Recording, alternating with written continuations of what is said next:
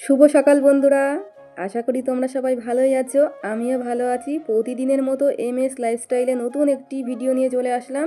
তোমরা কিন্তু অবশ্যই দেখো, কেউ স্কিপ করে দেখো না। আর ভিডিওটি দেখে কেমন লাগলো অবশ্যই কমেন্টে জানিও। দেখো, সকালবেলায় কোনো কাজ তোমাদের সাথে শেয়ার করিনি, একেবারে রান্নাঘরে চলে এসেছি, রান্না করতে বসে পড়েছি। আর সকালে আমি সিদ্ধ ভাত করেছিলাম, প্রেসারে আলু সিদ্ধ ভাত, সেটাই আমরা খাওয়া দাওয়া করে নিয়েছি তিনজনেই। আর সকালে খাওয়া দাওয়া করে নিয়েই আমি আবার দুপুরের রান্নায় বসে পড়েছি, কারণ শীতের বেলা তো কাজ করে পারা যাচ্ছে না। সকালের খাবার খেতে না খেতেই আবার দুপুরের রান্নার টাইম হয়ে যাচ্ছে, সেই জন্য ভাবলাম যে দুপুরের রান্নাটা করেই নিই। আর তারপরে তো বাকি কাজ করতেই হবে না, একার সংসার, একাই করতে হবে সব কাজ, সব কাজ নিজেকেই গুছিয়ে করতে হবে। সেই জন্য নিজের সময় মতো টাইম বুঝেই নিজেকেই গুছিয়ে নিয়ে সব কাজ করতে হবে, তাই কাজে লেগে পড়েছি। আর দেখো, ভাত বসিয়ে দিয়েছি, ভাতটা আমার ফুটেও গেছে। আর রান্না করব হচ্ছে পালং শাক ভাজা করব, পটল ভাজা করব, আর এদিকে হবে চিকেন রান্না হবে। তা আমি সব কিছু গুছিয়ে নিয়েছি। চিকেনটা ধুয়ে আমি লেবুর রস দিয়ে ম্যারিনেট করে রেখে দিয়েছিলাম। আর তারপরে চিকেনের থেকে যে জলটা বেরিয়েছিল ওই জলটা ফেলে দিয়ে আমি তাতে আদা বাটা, রসুন বাটা, কাঁচা লঙ্কা বাটা, নুন, হলুদ, একটু সর্ষের তেল দিয়ে ম্যারিনেট করে রেখে দিয়েছি। আর পটলটাও এদিকে লবণ হলুদ মাখিয়ে রেখে দিয়েছি, মানে সব কিছুই গুছিয়ে নিয়েছি। আর মাংস আমি সবসময় ম্যারিনেট করেই রান্না করি, এতে না খুব টেস্ট হয় খেতে, মশলাগুলো পুরো লবণ টবণ সব ঢুকে যায় তো মাংসের মধ্যে, খুবই ভালো লাগে এভাবে রান্না করলে। আমি যখনই রান্না করি না কেন এভাবেই রান্না করি। আর দেখো বন্ধুরা, রান্না করতে করতে আমার আবার ভাতটা হয়েও গেল। আমি ফ্যানটা ঝরিয়ে নিই ভাতের, আর এরপরে আমি দুই দিকে দুটো উনুনে রান্না বসিয়ে দেবো। একদিকে হচ্ছে চিকেনটা বসিয়ে দেবো, আর একদিকে হচ্ছে পটল ভেজে নিয়ে শাকটাও বসিয়ে দেবো। তা আমি কিভাবে রান্না করি দেখতে থাকো। যেভাবেই রান্না করি তোমাদের সাথে সবটাই শেয়ার করব। কড়াই বেশি করে তেল দিয়ে দিয়েছি, দিয়ে আলুটা দিয়ে দিয়েছি, দিয়ে লবণ হলুদ দিয়ে লাল লাল করে এদিকে ভেজে নেব।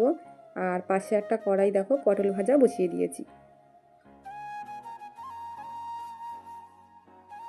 আর পটল না, 4টে পটলই ছিল ঘরে, শুকিয়ে যাচ্ছিলো, তা ভাবলাম যে ভাজা করেই নিই। আর কোনো জিনিসই কিন্তু আমি একদমই নষ্ট করি না, সব জিনিস মানে আমি রান্না করে ফেলারই চেষ্টা করি, কারণ নষ্ট জিনিসটা আমার একদমই পছন্দ হয় না।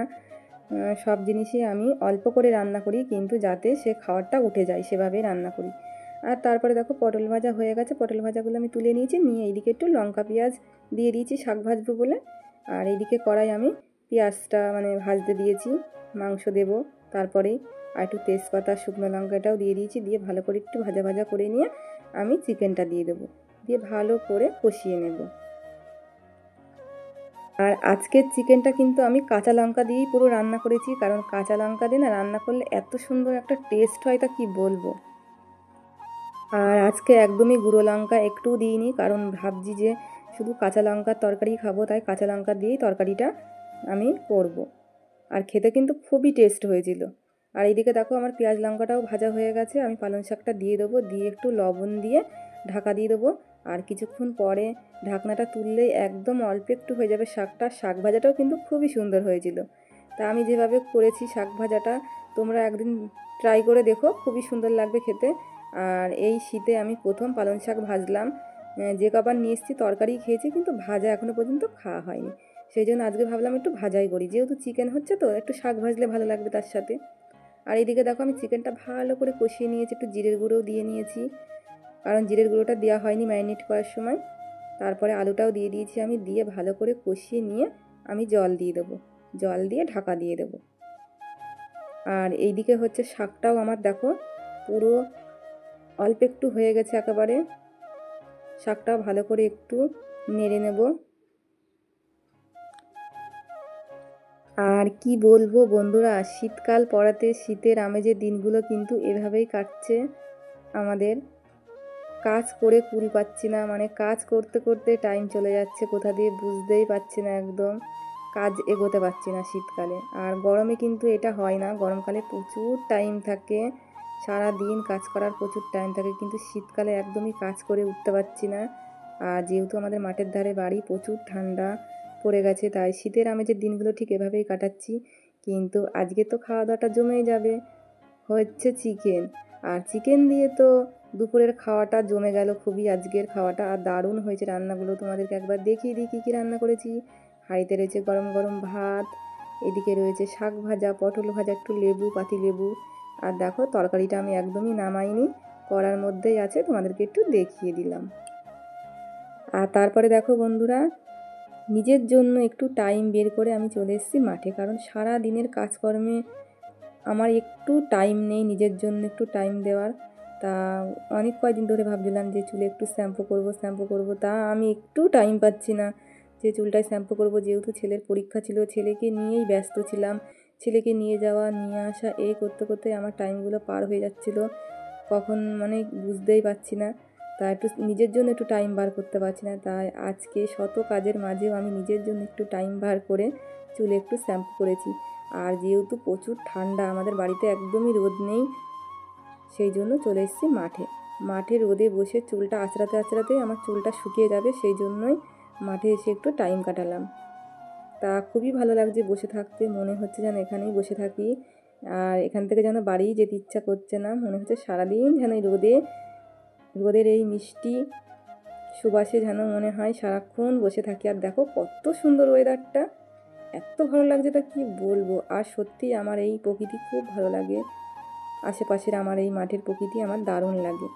আর তারপরে দেখো মাঠ থেকে বাড়ি চলে আসলাম, এসে আবার দুপুরের খাওয়ার দাওয়ার বেড়ে নিয়েছি, আর ছেলেকে আমি খাইয়েও দিয়েছি ভাত। আর আমাদের দুজনের জন্য ভাত বেড়ে নিয়েছি, আমার বর কাছ থেকে বাড়ি এসেছে, তাই আমরা দুজনেই খাওয়া দাওয়া করে নেবো এখন।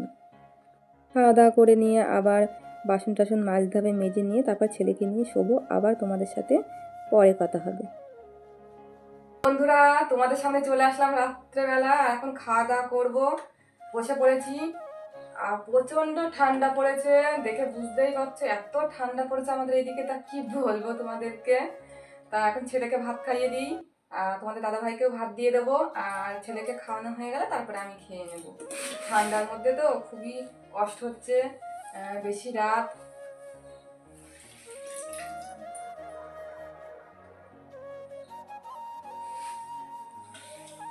ঠান্ডার মধ্যে বেশি রাত একদম জাগতে পারছি না, কষ্ট হচ্ছে ঠান্ডায়। তা খাওয়া দাওয়া করে নিয়ে শুয়ে পড়বো।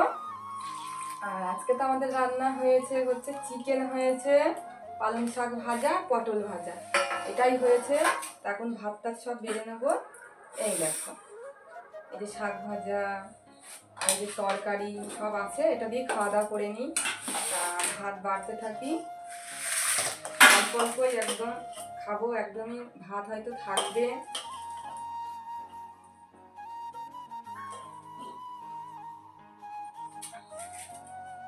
মানে দাদা ভাই ভাত বেড়ে নিয়েছি, ছেলের ভাত নিই, আর আমি পরে খাবো, ছেলেকে খাইয়ে দিয়ে তারপরে।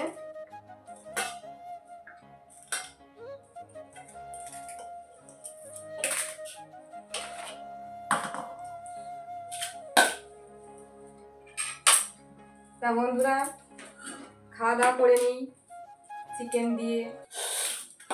তা আজকের ব্লগটি এই পর্যন্তই, দেখা হবে আরো একটি নতুন ব্লগের সঙ্গে। তোমরা সবাই সুস্থ থেকো, ভালো থেকো, তোমাদের সবাইকে জানাই গুড নাইট, বাই।